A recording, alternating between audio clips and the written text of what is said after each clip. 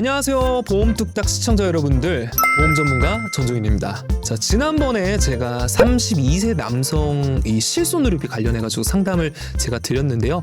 그때 이 실손 중요한 내용이 많아서 제가 미처 말씀드리지 못한 내용들이 있습니다. 이 4세대 실손 관련해가지고 실비에 대한 내용을 한 번 더 낱낱이 파헤쳐 드리겠습니다. 4세대 실손에서 할인할증 제도는 청구를 많이 하신 분들은 조금 더 많이 오르고, 자, 이건 비급여에 관련된 얘기예요. 청구를 많이 안 하시는 분들 또는 아예 안 하시는 분들은 할인이 되고, 제가 이렇게 말씀을 드렸죠. 자, 그럼 보상 조건은 어떻게 되냐? 내용을 한번 보실게요. 자, 상해 입원 질병 통원, 상해 비급여, 질병 비급여, 급여 부분, 상해 질병 급여, 상해 질병 비급여, 그리고 또 하나 3대 비급여 특약이 나눠져 있습니다. 지금 나눠져 있다라는 거에 조금 주목을 하실 필요가 있을 것 같아요. 자, 여기서 보시면 급여 부분 관련된 거는 입원을 했을 때 80% 보상이 됩니다. 그리고 통원을 했을 때는 병원급에 따라서 10,000원에서 20,000원과 20% 중에 큰 금액이 빠집니다. 한도는 입원을 했을 때 5,000,000원 한도로 보상을 해주고요. 통원을 했을 때도 200,000원 한도로 보상을 해주고요. 근데 지금 약제비라는 특약이 없잖아요. 이 약제비라는 거는 입통원 한도에 포함이 되는 거다 보시면 되겠습니다. 비급여 부분은 입원을 했을 때 70% 보상이 됩니다. 통원을 했을 때는 급여와 별개로 30,000원과 30% 중 큰 금액이 빠집니다. 그러면 이 4세대 실손 같은 경우에는 지금 그 급여와 비급여의 본인 부담금이 각각이라고 말씀을 드렸죠. 그럼 예를 들어서 내가 통원을 했는데 급여 부분에서 내가 20,000원을 썼고 비급여 치료를 30,000원 써서 총 50,000원을 썼다라고 칠게요. 50,000원을 썼을 때 각각 공제가 20,000원과 30,000원이니까 50,000원까지도 병원비 청구를 했을 때 못 받는 경우가 있을 수도 있다라는 거죠. 그러니까 어떻게 보면은 본인 부담금이 각각 생겨가지고 좀 비용이 얼마 안 나오는 것들은 오히려 청구를 안 해야 되는 경우도 생길 수가 있다라는 거죠. 자, 한도를 보시면 비급여도 입원 5,000,000원 한도로 해주고 통원은 200,000원 한도로 해주고요. 자, 3대 비급여는 이거는 이전에 3세대 실손과 한도와 이 횟수가 똑같습니다. 도수치료 체해충격파 증식치료는 연간 350만 원 한도로 50회까지 보상을 해주고요. 비급여 주사는 250만 원 한도로 50회까지 보상을 해주고요. 자기공명 영상진단 MRI죠. 이런 경우에는 MRI는 이거는 횟수 제한은 따로 나와 있지 않고 어차피 금액이 크니까 연간 300만 원 한도로 보상을 해준다라는 겁니다.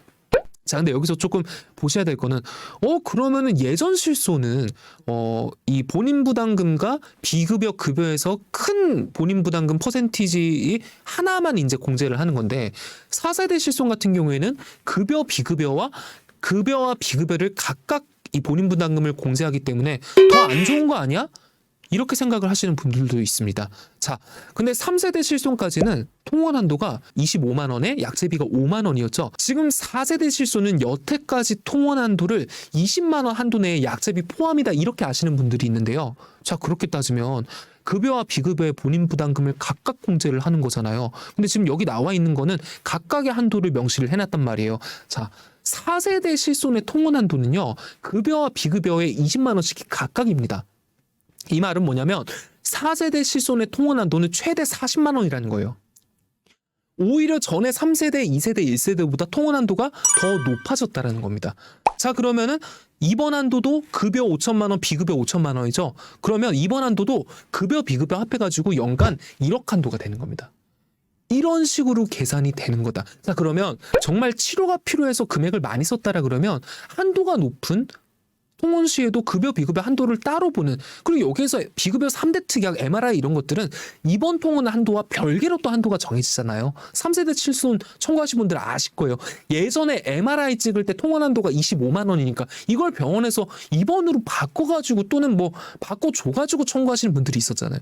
이렇게 이제 안 된다라는 거예요. 병원에서도 입원 처리 안 해준다. 그렇기 때문에 지금 3세대, 4세대로 계속 실비가 개정이 돼가고 있잖아요. 소비자와 보험사의 서로가 상생할 수 있게, 서로가 잘 살아갈 수 있게 이 조건이 알맞게 서로 평등하게 변경되고 있다는 겁니다. 저는 4세대 실손 괜찮다라고 생각을 합니다. 오히려 치료가 필요해서 많이 받은 경우에는 본인 부담금 제외하면서 한도가 높아버리니까 받을 게 더 많아질 수 있다는 거죠.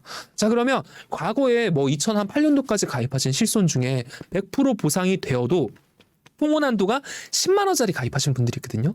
그런 분들은 과감하게 전환 실손으로 바꾸셔도 저는 괜찮다라고 생각을 합니다. 물론 과거에 100% 실손 갖고 계시면서 통원 한도가 막 50만 원, 100만 원까지도 있었거든요. 그런 분들은 내가 청구하는 것 대비 보험료가 얼마나 되는지 좀 계산을 해보실 필요가 있겠고, 보험료가 부담이 된다면 전환 실손 꼭 하셔도 괜찮다라고 저는 생각을 합니다. 오늘 이렇게 실손에 대해서 좀 많이 말씀을 드렸습니다. 자, 키포인트 한번 보시고 가시겠습니다.